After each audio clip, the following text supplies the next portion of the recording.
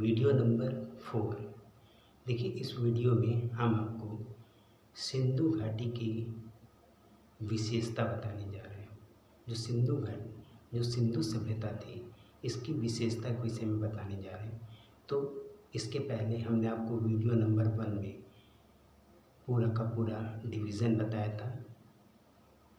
Video number 2 में आपको बताया था कि प्रागैतिहासिक काल की टोटल विशेषताएं बताई थी। वीडियो नंबर 3 में मैंने आपको सिंधु घाटी सभ्यता के विषय में बताया। अब वीडियो नंबर 4 में हम आपको सिंधु घाटी की विशेषताएं क्या क्या हैं ये बताने जा रहे हैं। देखिए, सिंधु घाटी जो थी, सिंधु घाटी सभ्यता की विशेषताएं क्या थी, इसमें सबसे जो चीज़ है, मेन जो चीज़ है वो ये है कि ये एक टोटल शहरी सभ्यता थी। ये बहुत सोचने वाली बात है कि आज से 2500 ईयर्स पहले, ईसा वर्ष पूर्व वर्ड यूज़ किया गया है, 2500 ईसा वर्ष पूर्व। तो 2500 ईसा वर्ष पूर्व जैसे इस समय इंडिया में सारे के सारे शहर बसे हुए हैं, गांव बसे हुए हैं, इसी तरीके का पहले भी इसी इंडिया में पूरे के पूरे शहर और गांव बसे हुए थे। तो और सारी की सारी व्यवस्थाएं लगभग इसी प्रकार की थी। बस इसका प्रमाण नहीं मिला है कि किस लेवल तक का साइंस डेवलप था, इसका प्रमाण अभी तक नहीं मिला। और मान लीजिए मिल गया होगा तो हम लोगों की बुक में नहीं आया है। दूसरी चीज़, उस समय इलेक्ट्रिक आविष्कार हुआ था नहीं, जिसको कि हम लोग बिजली कहते हैं, जैसे कि लाइट जला सके, बल्ब लाइट जला सके, फ़ैन जला सके, इसके विषय में कोई प्रमाण नहीं दिया गया है। लेकिन और सारी की सारी व्यवस्थाएं जो हैं, जिस तरीके से इस समय इंडिया में है, उस समय भी लगभग इसी तरीके की सारे विशेषताएं थी। उस समय भी बिजनेस होता था, पशुपालन होता था, खेती होती थी, और जो प्रोडक्ट हम लोगों के पास अवेलेबल हैं, लगभग सारी की सारी वस्तुएं भी उस समय अवेलेबल थी। इसके पहले वाले टॉपिक में हमने आपको जैसे हड़प्पा से बताया था कि हड़प्पा से कौन कौन सी वस्तुएं मिली थी, मोहनजोदड़ो से कौन कौन सी वस्तुएं मिली थी, लोथल से क्या मिला था, चाहुंदड़ो से क्या चीज़ मिला था। अब सोचने वाली बात है कि चाहुंदड़ो जो वर्ड यूज़ किया गया है, उसमें देखिए बताया गया है वो एक औद्योगिक शहर था। वहाँ से मेकअप सामग्री, लिपस्टिक, मनका, गुड़िया, अलंकृत ईंट, बिल्ली का पीछा करता हुआ कुत्ता, इस तरीके की सामग्री मिली है। तो इससे ये बहुत सोचने वाली बात है कि उस समय कितना अधिक डेवलपमेंट रहा होगा। उस समय कहने को मीन्स आज से 2500 ईसा वर्ष पूर्व इतना ज़्यादा डेवलपमेंट था। ये सारी की सारी व्यवस्थाएं उस समय थी, जिसको कि हम लोग आज सिंधु घाटी की सभ्यता के नाम से या हड़प्पा सभ्यता के नाम से जानते हैं। हमने आपको पिछले वीडियो में भी बताया था कि इसका ओरिजिनल नाम सिंधु घाटी सभ्यता या हड़प्पा सभ्यता नहीं है। जैसे इस समय इस कंट्री का नाम इंडिया रखा हुआ है, पहले भी इसी कंट्री का नाम उस समय के लोगों ने कुछ न कुछ अवश्य रखा होगा। उस समय का लिपि भी डेवलप था, लेकिन हम लोग उस लिपि को अभी तक नहीं पढ़ पाए हैं। इसीलिए उस समय इस कंट्री का नाम क्या रखा गया था, इसकी जानकारी हम लोगों को नहीं मिल पाई है। क्योंकि सिंधु नदी के तट पर ये सारी सभ्यताएं मिली हैं, इसलिए इसका नाम सिंधु घाटी की सभ्यता या सिंधु सभ्यता हम लोग कहते हैं। और चूँकि इसकी जो पहली खुदाई हुई है वो हड़प्पा नामक स्थान पर हुई है, इसलिए भी इसको हम लोग हड़प्पा सभ्यता के नाम से जानते हैं। तो इसकी विशेषताओं के विषय में हम आपको बताने जा रहे हैं। देखिए, इसकी विशेषता क्या क्या थी। सिंधु सभ्यता एक शहरी सभ्यता थी। यहाँ की जो भी सड़कें थी वो एक दूसरे को संपूर्ण पर काटती थी। इसका जो दिशा रखा गया था वो दिशा इस तरीके से था कि वो पूरा पश्चिम दिशा में रहे, जिससे अगर हवा चले तो रोड जो है स्वयं से ही साफ हो जाए। यहाँ पर जितनी भी नालियाँ बनी हुई थी सारी की सारी नालियाँ ढकी हुई थी। और इस समय जो इनकी इकोनॉमिक का जो मेन बेस था वो कृषि था।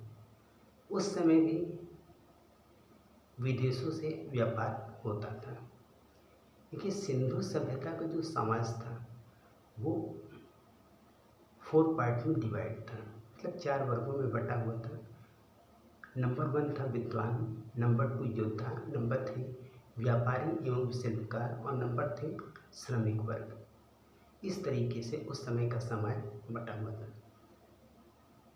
इनका समाज जो था वो मत सत्तात्मक था। देखिए, मत सत्तात्मक कहने का मीन्स क्या हो, जहाँ तक हम समझते हैं, जैसे इस समय इंडिया में खास करके और एरिया क्षेत्र की मुझे जानकारी नहीं है, लेकिन यूपी क्षेत्र में जो हम लोगों की जो सोसाइटी चलती है वो पितृसत्तात्मक चलती है। पितृसत्तात्मक कहने का मीन्स ये है कि जैसे कोई भी हम लोग को वर्क करना होता है तो एज ए मेन गार्जियन के रूप में हम लोग अपने फादर को ही रखते हैं, और कोई भी काम करना होता तो मेन गार्जियन के रूप में जो है वो फादर का ही जो डिसीजन होता है वो फाइनल डिसीजन होता है। तो इसको हम लोग मान के चलते हैं पितृसत्तात्मक।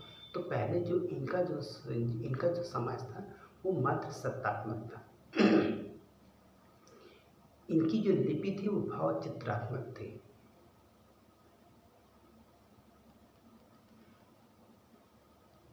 इस लिपि को हम लोग जो है पढ़ नहीं पाए अभी तक, और ये जो लिपि लिखी जाती थी वो लिपि जो है वो दाएं से बाएं की ओर लिखी जाती थी। देखिए, इस समय जो हम लोग लिपि लिखते हैं वो लिपि हम लोग बाईं ओर से लेकर के दाहिनी ओर लिखते हैं। प्रेजेंट टाइम पे फिर से ध्यान दीजिए, प्रेजेंट टाइम पे जो हम लोग लिपि लिखते हैं वो लिपि बाएं साइड से शुरू करते हैं और दाहिने साइड की ओर जाते हैं। लेकिन सिंधु सभ्यता के समय जो सभ्यता थी उस सभ्यता में हम लोग जो लिपि लिखे हुए हैं, हम लोग ने उस समय के सोसाइटी के लोगों ने जो लिपि लिखा है वो लिपि वो दाहिने से बाएं की ओर लिखती हुई जा रही है। और इसके विषय में और आगे हम आपको बताएंगे कि उस समय की जो मोहरें मिली हैं उस पर जो है एक सींग वाले जानवरों का चित्र बना हुआ था। इनकी मोहरों पर गाय का चित्र और सिंह का चित्र नहीं मिलता। उस समय जो मोहरें बनी थी उसमें जो है सिलखड़ी का प्रयोग मुख्य रूप से किया गया था। और सिंधु सभ्यता के लोग जो थे वो लोग लोहे से परिचित नहीं थे। उस समय जैसे इस समय हम लोग नाप तौल के लिए जो बाट यूज़ करते हैं जिसको हम लोग की बटखरा कहते हैं, वो 100 ग्राम, 50 ग्राम, 200 ग्राम, 500 ग्राम, 1 किलो इस तरीके का होता है।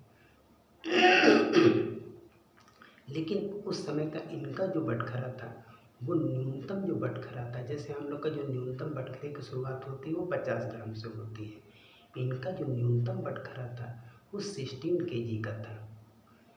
देखिए, एक जगह ये बताया गया है कि सिंधु सभ्यता का जो समाज जो बटा हुआ था वो सिंधु सभ्यता का समाज जो है 4 वर्गों में बटा हुआ था। एक इन्होंने ये बताया था कि विद्वान वर्ग थे, दूसरे योद्धा वर्ग, तीसरे श्रमिक वर्ग और चौथा एक और भी बताया गया था, जिसमें मतलब आपको 4 वर्ग बताया कि जिसमें योद्धा वर्ड यूज़ किया गया है। और दूसरी बात, इन्होंने एक जगह ये भी लिखा है कि ये लोग तलवार से या युद्ध से परिचित नहीं थे। तो कंट्राडिक्टरी बातें एक ही बुक में लिखी हुई है। अगर आप ये लिख रहे हैं कि समाज 4 वर्गों में बटा था, उसमें एक वर्ग में बता रहे योद्धा भी थे, और दूसरी जगह आपकी बुक में खुद ही लिखा हुआ है कि ये लोग युद्ध या तलवार से परिचित नहीं थे। ये दोनों बातें कंट्राडिक्टरी हैं। सिंधु सभ्यता में जो मिट्टी के बर्तन बने थे उसमें लाल रंग का उपयोग किया जाता था। ये प्रेजेंट टाइम में भी ऐसा किया जाता है कि जो मिट्टी के बर्तन यहाँ के कुम्हार लोग बनाते हैं उसमें ज़्यादातर वो लाल रंग का ही यूज़ करते हैं। ऐसा लगता है जैसे ईंट पकाने के बाद जो ईंट बनती है, हम लोग के मकान के लिए जो ईंट बनती है उसको भट्टे में जब पकाया जाता है तो उसका रेड कलर जैसे हो जाता है। उसी तरीके से जब कुम्हार लोग मिट्टी के बर्तन बनाते हैं तो वो भी रेड कलर में ही होता है। सिंधु सभ्यता के लोग जो हैं कपास के प्रथम उत्पादक थे। कपास तो हो सकता है और जगह भी उत्पादन किया जा रहा हो, लेकिन प्रथम उत्पादक के रूप में ये सिंधुवासी लोग ही थे। हमने इसके पहले वीडियो में भी आपको बताया है कि सिंधु सभ्यता का विनाश का जो सबसे बड़ा कारण जो समझा जा रहा है वो लार्ज स्केल में बाढ़ को समझा जा रहा है, या मेरी ओपिनियन में ये भी हो सकता है कि कोई बहुत बड़ी महामारी आ गई हो जिसकी वजह से भी इस सभ्यता का विनाश हो गया हो। क्योंकि मेडिकल फैसिलिटीज़ पहले थोड़ी कम थी हमारे आधार पर, कि इतनी फैसिलिटीज़, मेडिकल फैसिलिटीज़ नहीं थी। अगर कोई बहुत बड़ी महामारी आई होगी तो भी पूरी सिंधु सभ्यता नष्ट होने का रीज़न हो सकता है। सिंधु घाटी के लोग जो है वो कृषि भी करते थे, पशुपालन भी करते थे, और जो उनका मुख्य व्यवसाय था वो बिजनेस था, मीन्स व्यापार था। देखिए सिंधु सभ्यता के पतन का कारण क्या क्या था। सिंधु सभ्यता के पतन का कारण ये हमने बताया, पतन का मतलब विनाश का कारण ये हमने आपको बता ही दिया कि अलग अलग विद्वानों का अलग अलग मत है। किसी का ये कहना है कि बाढ़ आया होगा, लार्ज स्केल में बाढ़ आया होगा जिसकी वजह से इसका विनाश हो गया। कुछ लोगों का कहना है महामारी की वजह से हो गया, कुछ लोगों का कहना है, कुछ विद्वानों का कहना है कि भूकंप की वजह से हो गया। इस तरह से अलग अलग विद्वानों के अलग अलग मत हैं कि सिंधु सभ्यता के विनाश के ये कारण हो सकते हैं। और